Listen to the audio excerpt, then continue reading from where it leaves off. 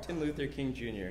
once said, "We must accept finite disappointment, but never lose infinite hope." Why did Dr. King tell us that? The reason Dr. King said this was because he was trying to help us understand that disappointments are a part of our lives, but they are only temporary. But hope, which is the very thing necessary to battle through these disappointments, is something that is always available to us. The reason why hope is always, as Martin Luther King Jr. said, infinite is because the source of hope is infinite, and that source is God. The Apostle Paul in the book of Romans chapter 5 verses 3 through 4 said this, "And not only so, but we glory in tribulations, also knowing that tribulations worketh patience, and patience experience hope." In other words, even when we experience difficult things, God uses them to help us grow, and we learn to trust in God and realize God always has a plan. Hello, my name is Eliseo Buffington, and I believe God always has a plan. And when tough times comes, better things will follow. Have you ever just been late for work and you couldn't find your keys? Have you just ever been late for school and you couldn't find that book you needed? I know exactly what that feels like. Me and my dad are getting into situations exactly like that. But I always think, God is doing this for a reason, and it's just something I don't understand at the moment. That is why I believe God always has a plan. Even if my plans don't work out the way I wanted them to, I've learned that it's not because God doesn't care about me, but it's because his plan for my life is even better than my plan. When I was 8, my parents, my two favorite people on earth, were having a rough patch in their relationship.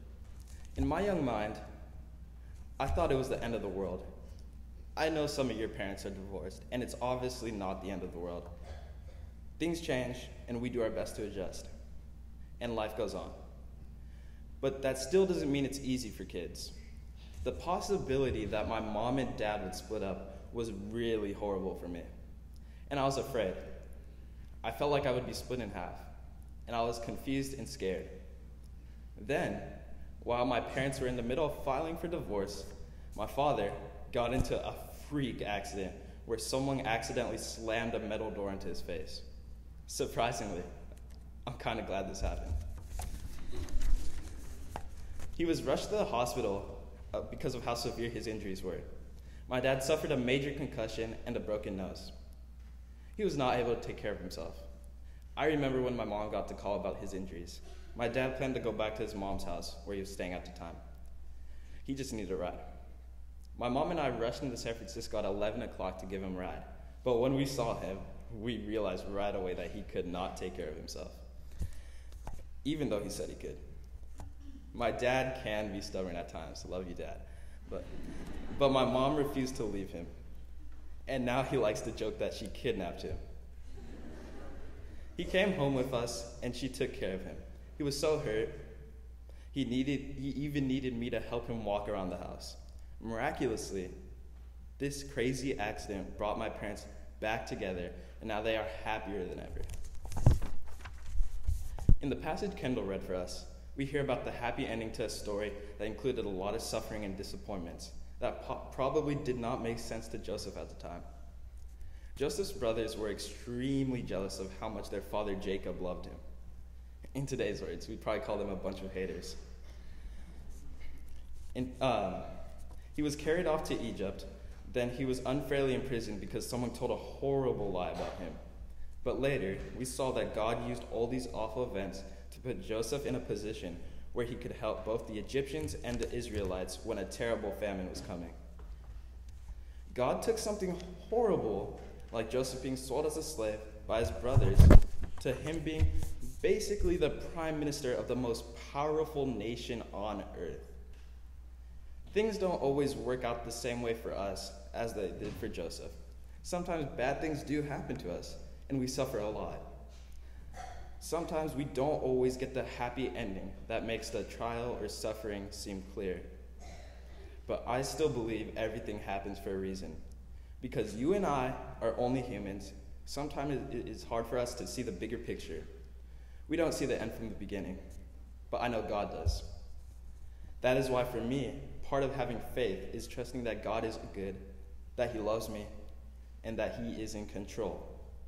To me, that means that every single thing that happens in my life, good or bad, happens for a reason.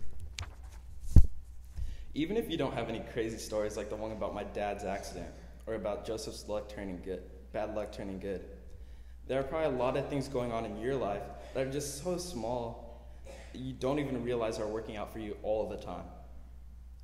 Say you guess the answer on a test and you get it right. Or say you take a wrong turn and find a great Mexican restaurant.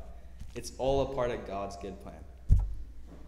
Sometimes people say everything happens for a reason when they can't be bothered to be compassionate, and that's just wrong. God has a plan, and a part of that plan includes us looking out for each other, trying to make a world a better place, and caring for each other when we suffer the way my mom did for my dad. When I say everything happens for a reason, I mean trust in God that I can get through these hard times, and there's always something better to come. So if you're facing something hard right now, hang in there and don't give up.